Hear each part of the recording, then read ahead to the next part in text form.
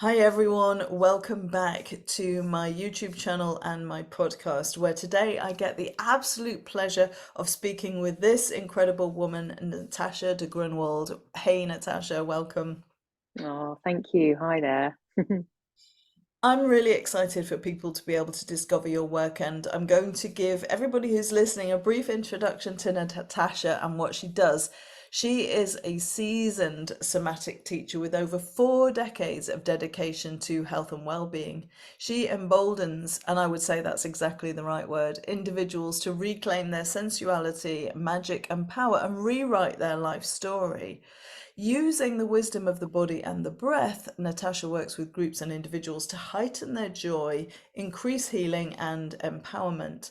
And having overcome her own harrowing past, including, and trigger warning here for those who are watching and listening, including abuse and personal struggles, Natasha's journey epitomizes the transformative power of self-discovery. It really does. And both of us will speak to that throughout this interview.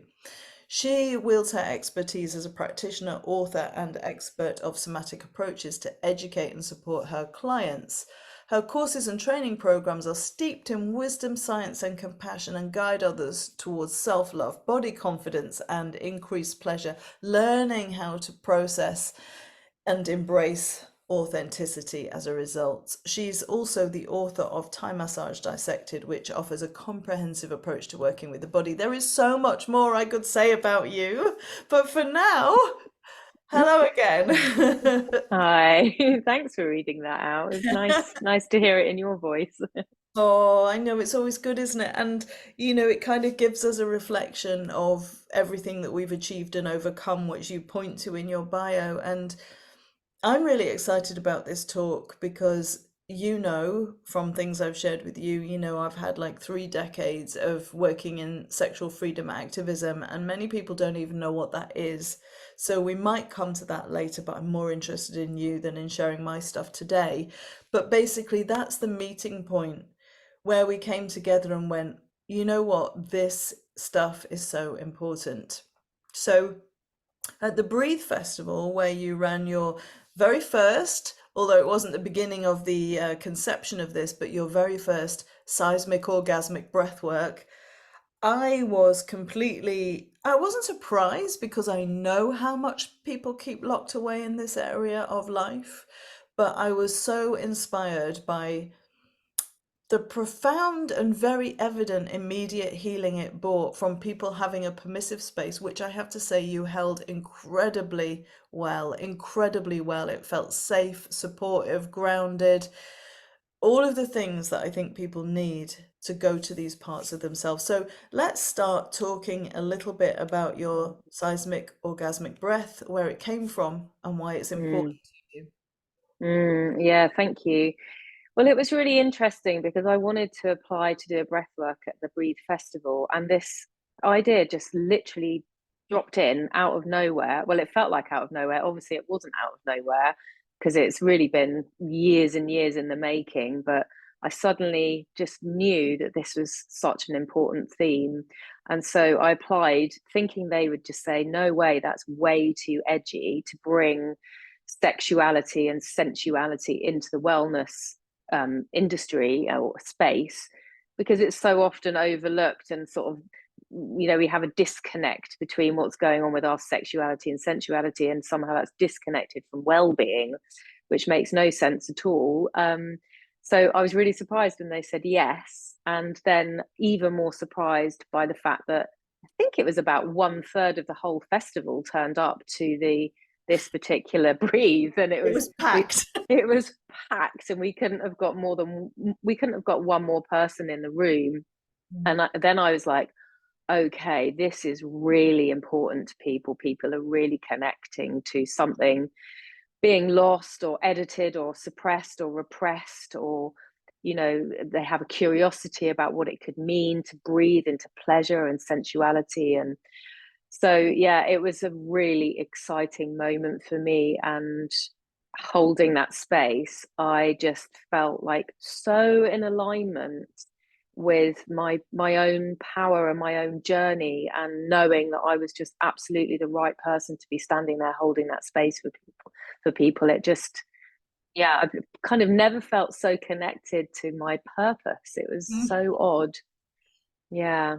Goosebumps listening to that, because I think you're absolutely the right person, because there was just something in your playfulness, which I see a lot, in your spirit of adventure, in your openness, in your inquiry, but also in your wisdom and your grounded nature. And I think that's really important, because you were in the room, right? But I was outside the room. So I heard a lot of the conversations on the outside of the room.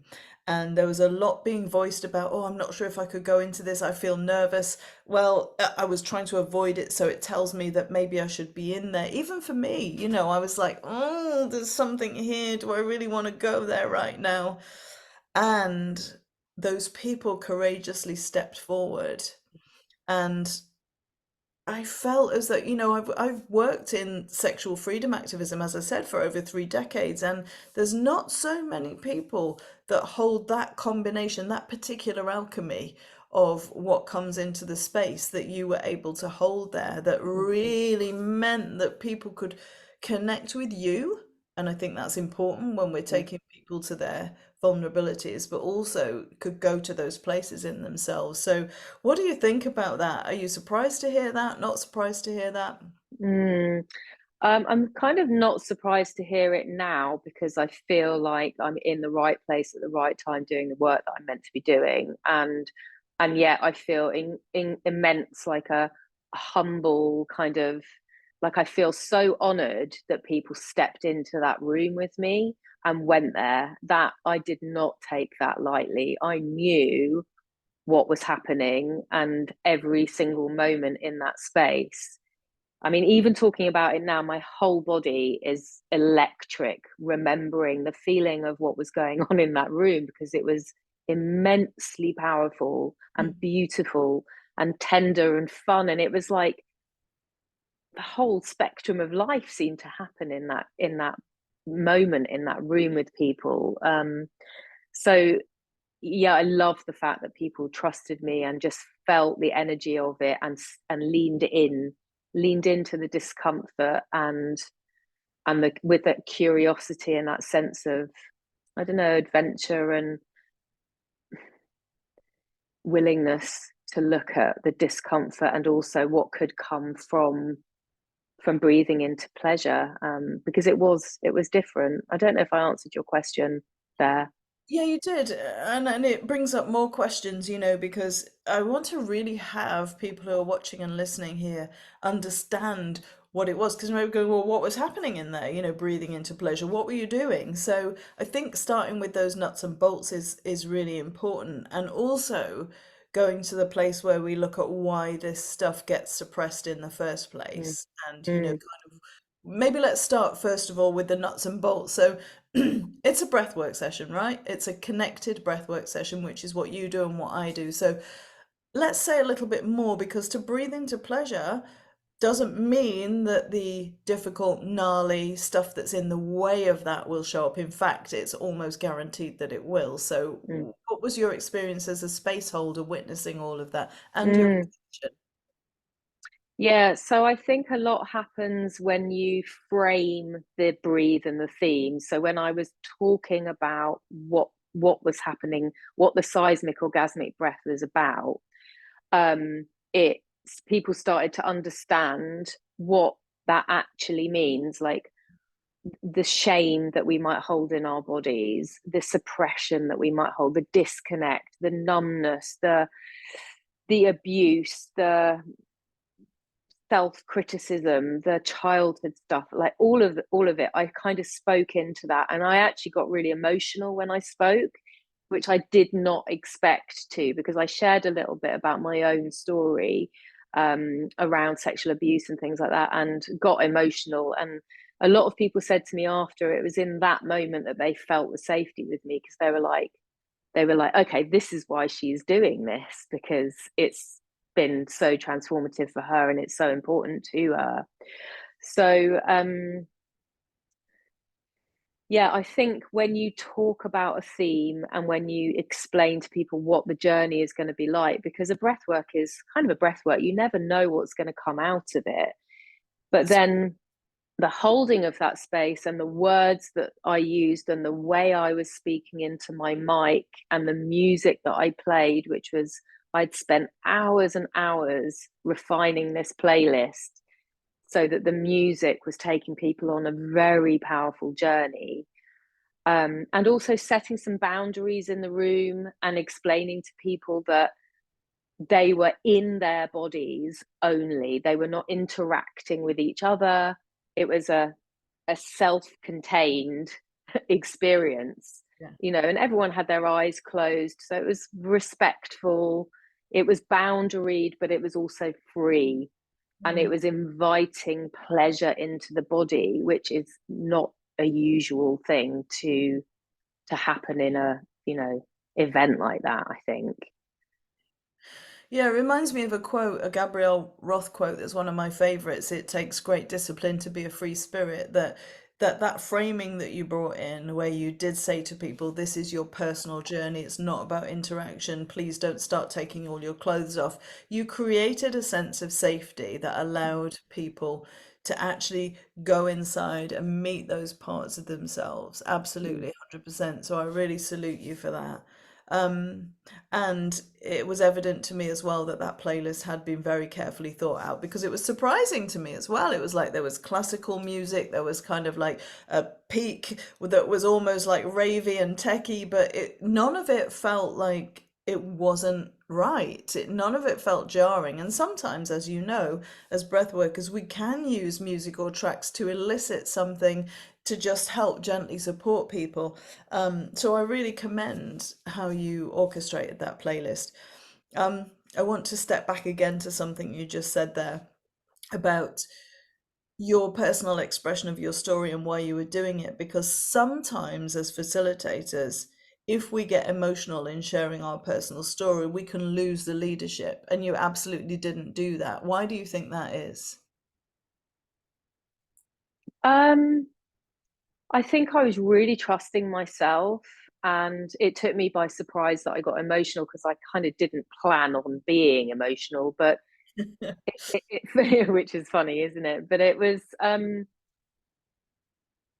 as I was speaking and as I was feeling and I was looking at the people's faces, I realized that everyone was hanging on it, on my every word, that it was an important part of creating safety for them, was them actually understanding that I wasn't just superficial coming to this as like some seismic orgasmic breath. It sounds great, but there's no sort of wisdom or experience behind it. So I think in that moment, as I was sharing my story, I realized it was creating something for people that they were dropping into being, okay, I'm in the right place at the right time with the right person. And I didn't overshare, but it just gave people an insight into my own vulnerabilities and my own embodied somatic understanding of what things that happen to us can do to us, And I think I also talked about like having been shamed for sucking my thumb when I was really little. Yeah. So it's because not all stuff that we're holding in the body that comes up in the seismic orgasmic breath is going to be about sexual pleasure. It can be sensual pleasure, and it can be, when you suck your thumb, you're self-regulating your nervous system. But I was massively shamed for it. I was told it was wrong. Mm. So just from a very young age, the thing that I did to soothe my nervous system and make myself feel comfortable in my body, I was told it was wrong. Yeah. And so when I shared that, I think I asked everyone, did anyone suck their thumbs? And lots of people put their hands up. And then it was like, then you kind of see where even in childhood, we're being taught that what our bodies are telling us is wrong. And that, for me, as I'm talking about it now, again, it makes me feel emotional. It just makes me so sad that we live our lives being taught something that's just, it's not okay to not listen to our bodies. It's like one of the most important things that we have is that inner compass, Yeah. So yeah, it's, for me, the seismic orgasmic breath spans all of that Mm. time, from our childhood to our sexual awakening to where we are now, which is often a place where we've suffered a lot of abuse and, Mm. you know, Mm. taken stuff on. Yeah, thank you for sharing that. It's as somebody who's just got back from the week in Poland doing healing developmental trauma program with Prema Makiva and the and her work, realizing how much we keep in our bodies. I've spoken to this recently, but after, 4 decades of doing personal growth and inner work, getting to an embodied place where I experienced a freeze moment. I wasn't in my brain mind. I didn't know what it was. I just literally got in my body at one of the exercises where I could not move and I felt really panicky. Somebody spotted it and asked if I needed help, and I said yes. And I was like, wow, these somatic roots from the things where we've been shamed or made wrong run deep. And everybody, there was like 45, 50 people in that room, and there wasn't one single person who escaped that kind of patterning and imprint that we get in our early years. As you say, we are shamed, we are made wrong, we are told something's bad, and yet at the same time, some of the things that we're being told bad are being secretively taken from us in the dark, behind closed doors. And no wonder we get confused and dysregulated, right? Because we don't know what the hell is happening. Mm, So, yeah, I think that on all levels, like sensuality, sexuality is life force energy. Sensuality is also the thing that kind of warms and soothes and creates all these feel good hormones. So, why do you think that people spend so many years locked in those kind of almost inner prisons of their own self-belief that's actually a distortion? And how mm, can we do something to change that? mm. Well, I think it becomes so scary because there's so much hurt involved often that it's often hard to look at ourselves, isn't it? Because we can fear ourselves, we can not want to go back there, or sometimes it's better to just forget that ever happened, or um, diminish the effect of something so that we can survive it, or there's so many things that we naturally do that really to try and keep ourselves safe, and that the idea of looking at stuff is really scary. And I think, like you were just saying about your experience after 40 years, there's this other level, this other layer that comes out because it's ready to, obviously, and ready to because you were in a supportive environment. So somehow or other, your nervous system was like, here's this next bit for you, Steph. um, so I think, there's a lot of fear around looking at ourselves, especially with things like that, where we got so lost, where we Mm, edited ourselves, where we suppressed ourselves, where we forgot who we are, mm.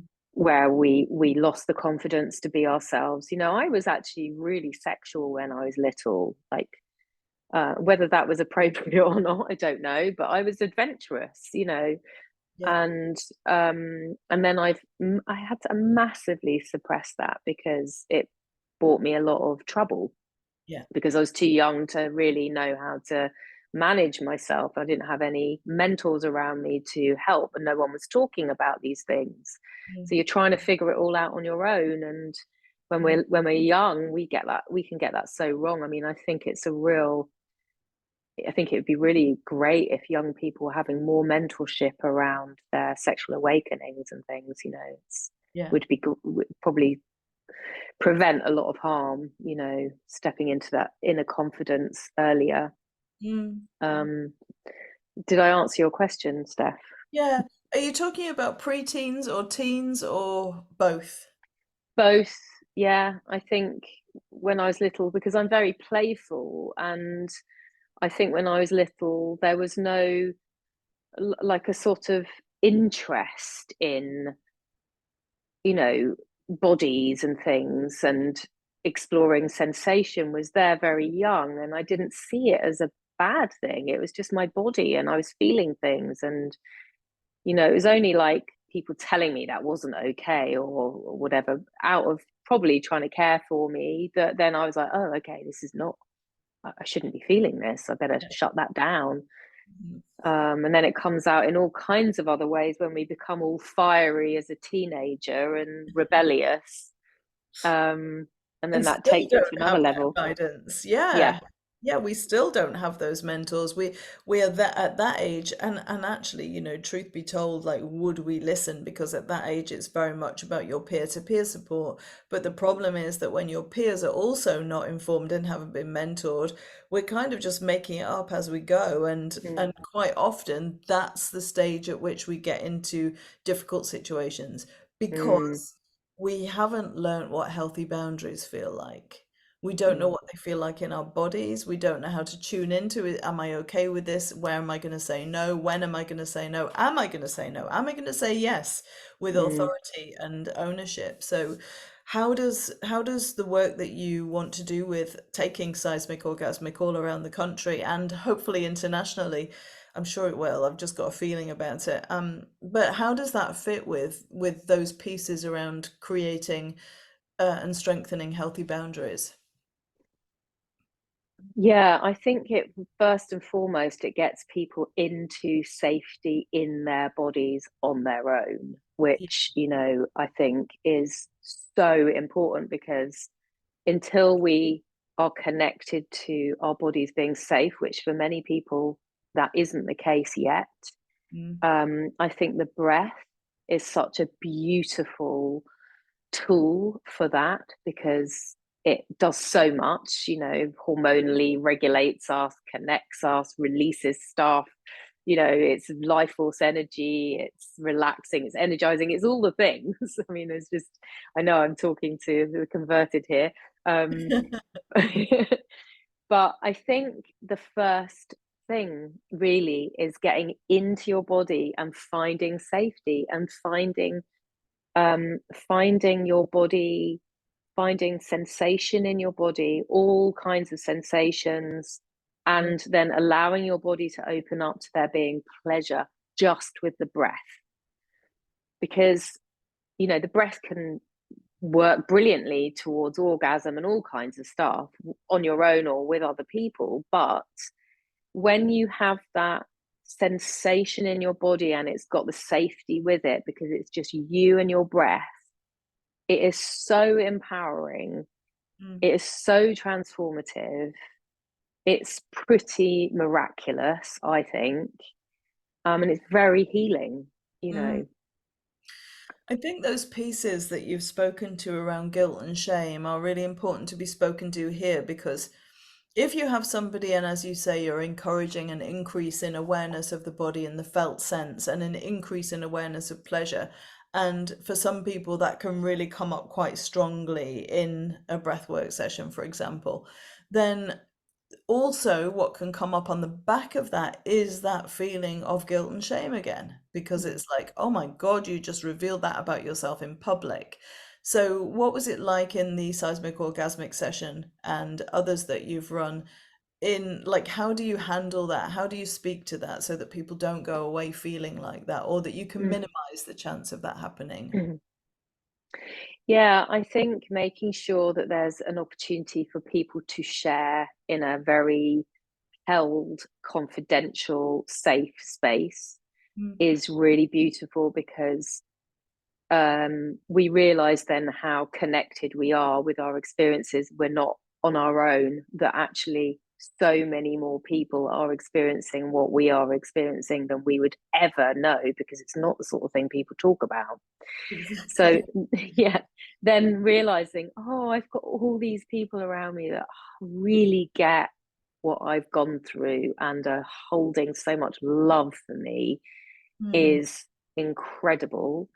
And then also having the ongoing support. So, something I realized from having done this seismic orgasmic breath at the Breathe Festival, because obviously, as a teacher and practitioner, I'm always looking to evolve and get better and better.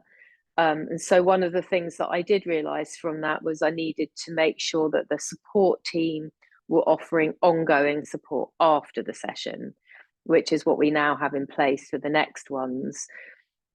Because for some people, it does bring up a lot of stuff, and knowing that there's someone that's still going to be there for them afterwards that they can get one-to-one sessions afterwards. That felt like, okay, that's what I needed to bring in for these next ones, and that feels really important. Yeah, Mm. it was clear. Thank you for saying that because I do think that's important. And it was clear that a lot of people did find validation and vindication in people's shares. And I'll never forget a young man coming up to you and literally shaking and crying, saying, I have gone my whole life feeling that all of these feelings are wrong. And you've just completely broken through that. And I don't doubt, I know exactly, it's like goosebumps. I don't doubt that that person's life, okay, we can have peak experiences in retreats, events, and festivals. Of course we can. And the work comes in when we go home and we continue to acknowledge and recognize these parts. But it was so profoundly moving. And then other people, as you say, rooting for us and resonating so deeply that it's like, I think we all want that kind of freedom inside of ourselves. So that brings me to another question that I've got for you, actually. Like, what has the experience of this liberated in you? I think it's liberated the my opening up to there being even more pleasure and creativity available to me. Um, because I think as I've worked with this myself more and more, using the breath, um, yeah, it's just opened me up to more. It felt like it was a huge kind of pivotal moment for me running that for the first time, but also an accumulation of years of the inner work that I've done. And now using this theme, the seismic orgasmic breath, using the breath, full stop, realizing like my power, my connection, it's awakened my body more. Mm, Because that has been a big struggle, to feel anything has yeah, been hard. yeah, I relate. I know you do. Yeah, I know when we talk about resource in breathwork, I often say this that people used to say, what are you feeling in your body, or find a resource in your body? And there's no way I could even begin to tell people or describe that because I was numb from there down. And Yeah. so it's like everything was up here, and that's my fight, flight, hypervigilance that often comes in when people have experienced trauma in these kind of areas or difficulty or challenge. We don't necessarily have to use the word trauma, but it is a traumatic experience if you've Mm, been violated in the natural expression of your pleasure in your body.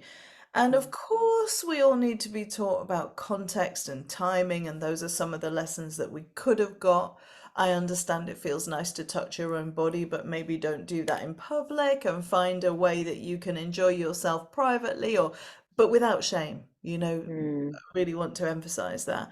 But yeah, that kind of numbness and that cutting off from this is why I asked you the question about what's it liberated in you, because I think it's really common that we then shut down these parts that are deemed either shameful by other people or unsafe. We experience mm, them as unsafe in ourselves.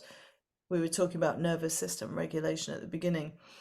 I see your playfulness. I think you're a brilliant teacher. I've seen that in your Thai massage teaching, the workshops that you also ran at the Breathe Festival, uh, around working with the body. And none of this, the body, the breath, and our experience and relationship with pleasure and sensuality is separate, is it?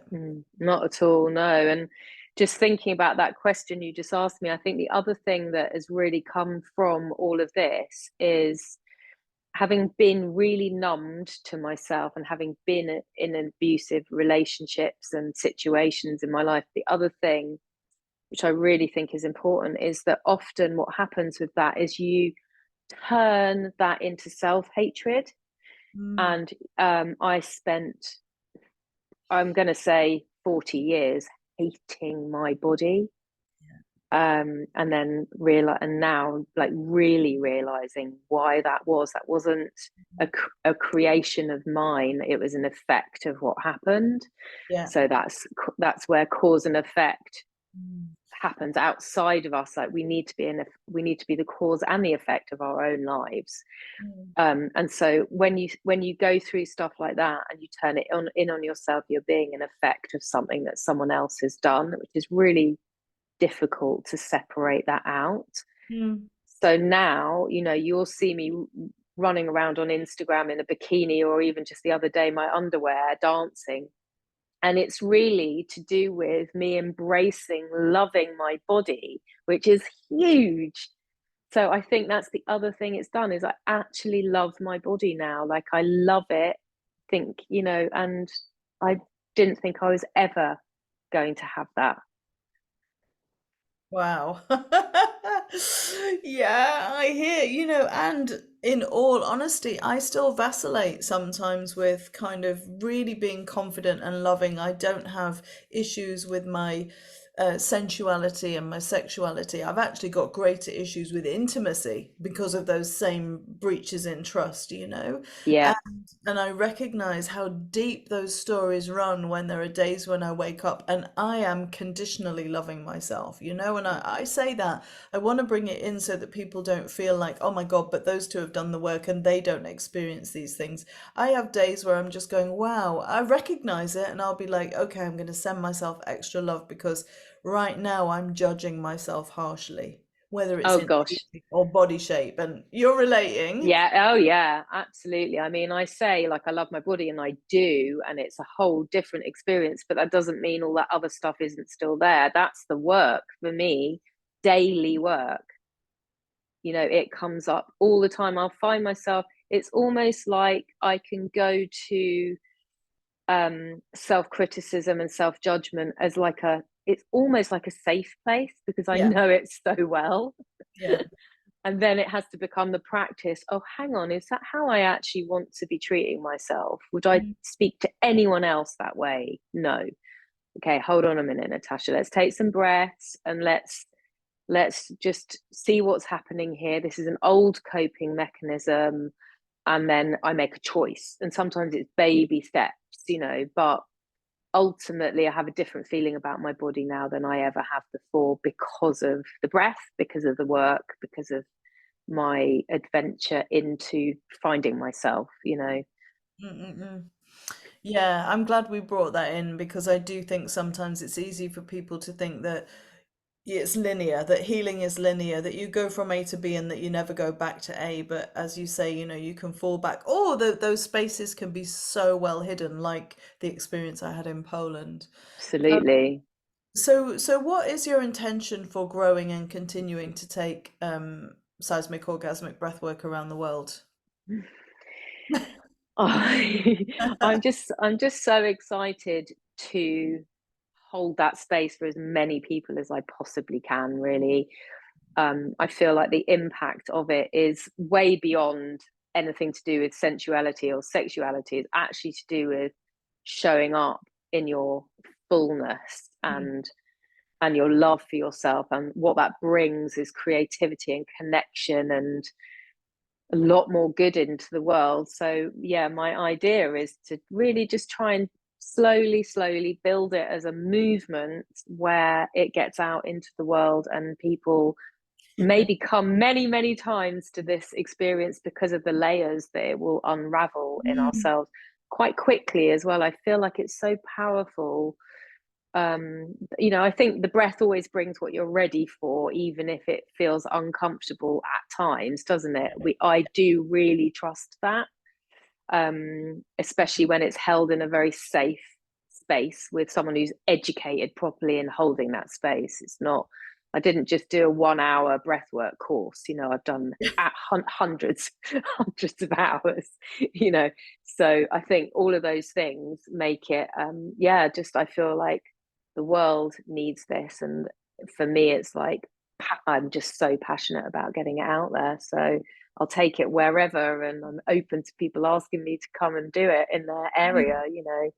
Yeah, yeah, I hope people do because what you just said there about how, when we keep showing up, but with that same theme in mind, like change can happen quite quickly or awareness can grow quite quickly. I think because it's like a Pandora's box, isn't it? Sexuality, I've always called it one of the greatest theaters of our dramas, our inner dramas ever, because it's so misused and marketed and like the way that we use our bodies and the way that we are perceived, for women, men, they, them, anybody in however they identify has got all these notions of how we are supposed to behave, how we are supposed to look, what we're supposed to be feeling. And when we drop that comparison and we come into our authentic presence of what's there, maybe there is grief, maybe there is fear, maybe there is shame, maybe there is guilt, but maybe there is liberation and freedom and a greater expansion of that quality of playfulness that you so joyfully model on your social media. And I'm going to make sure that we put Natasha's links underneath the show notes for this so that you can find her and look her up and hear more. But yeah, I believe that there's a truth that you spoke there about how it can help people if they continue to show up for that part of themselves to move through things quite quickly because we are also dispelling illusion. Absolutely. And the things that our bodies are holding, like you said earlier with the experience you just had in Poland, it's actually amazing what is inside here, and um and I think just having, like, I don't know, just being incredibly connected to the miracle of the body, which, I know this is going off on a slight tangent, but my book is called Thai Massage Dissected because I'm really into dissecting the body, and Yeah. because I looked inside the body, and what I saw there was, it was like this whole other universe that you just have no idea it is there. Yeah. So it's like, when you look at the most incredible landscape and your breath, it takes your breath away because it's just immensely magical. The same is going on, exactly the same is going on inside the body. So Mm. when I saw that, it was like, I I call myself a somanaut, an explorer of the inner space. um, and I love it was like having been in space. It was just immense. And mm. so getting people to connect to their bodies, it's just like the most incredible journey that they can go on. And I think the breath is a beautiful way for people to really find that inner part of themselves that they've probably lost, Yeah. disconnected from. Yeah, Mm. love it. It's just immensely beautiful what Yeah, happens thank you. inside of us. Mm, I mean, that description gave me goosebumps listening because we take our bodies for granted so much because they're just relentlessly working for us and with us and in response to us. And so, as you say, these pieces, the fundamentals of our training teach, to use Bessel van der Kolk's book title, that the body keeps the score, and it really does. But that doesn't have to be this kind of like horrible debt that we're never ever going to be able to pay off or leave behind us. It's like, actually, yes, there is this freedom on the other side. There is this alignment, attunement, integrity, self-autonomy. We can find those healthy boundaries. We can learn how important it is to find our no before we find our yes, before we step into that, and vice versa. We can learn to trust ourselves when we give a yes or a no and know that it's, in that moment that it's truthful rather than it being from trauma or people pleasing or some other kind of, distortion or manipulation. So mm, I'm grateful that you brought that in, and I see your somanaut kind of presence in the world, and people who don't know, Natasha spends time in dissection labs, which might sound gruesome, but actually it's the way that you understand that part of your work with the body. And you mm, are now currently training on our program around touch, and we're really grateful mm, because actually, the medicine that we bring as the team to all of these things. My intention for that is that all of the skills that the team bring will really open up all of these areas. And your expertise is vast. I think people should definitely go and check you out and find out what you're doing.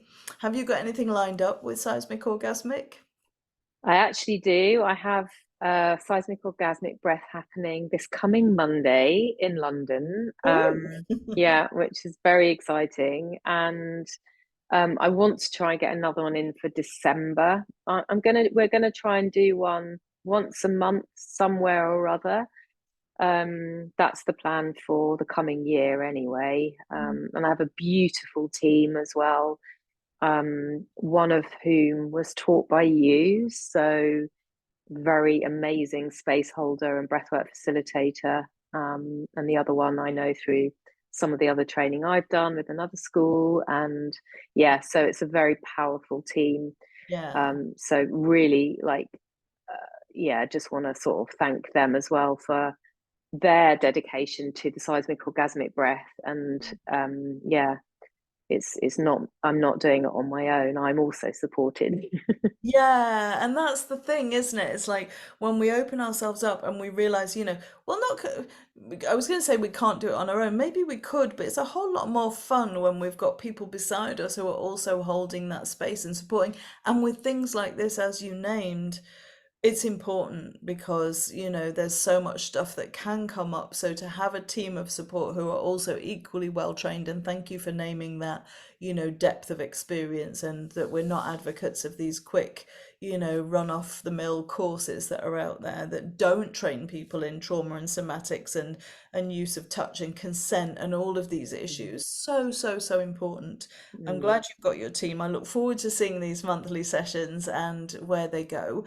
And just as a little side note, you and I got talking about something at the Breathe Festival as well, because there's something that, in my years of activism work in this area that I've been wanting to do for ages, and we both had an instant yes for it. So I'm not going to share too much now. I'm just going to say keep an eye out on what we are intending to co-create, and definitely go find out more about the seismic orgasmic breath, because I think that it's so important for so many people.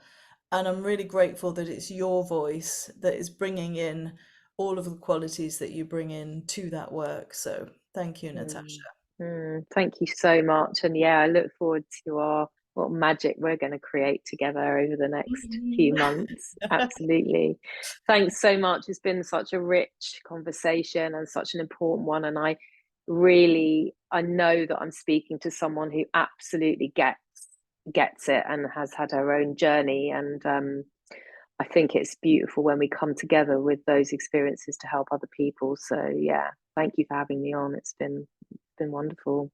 My pleasure, and you're absolutely right. It's something that we don't stop working with and through. So I think the more that we can bring this stuff out, the better, the more people Mm, we reach. So thank you, Natasha. Once again, I'll be putting all of Natasha's social links in the show notes. So please check them out.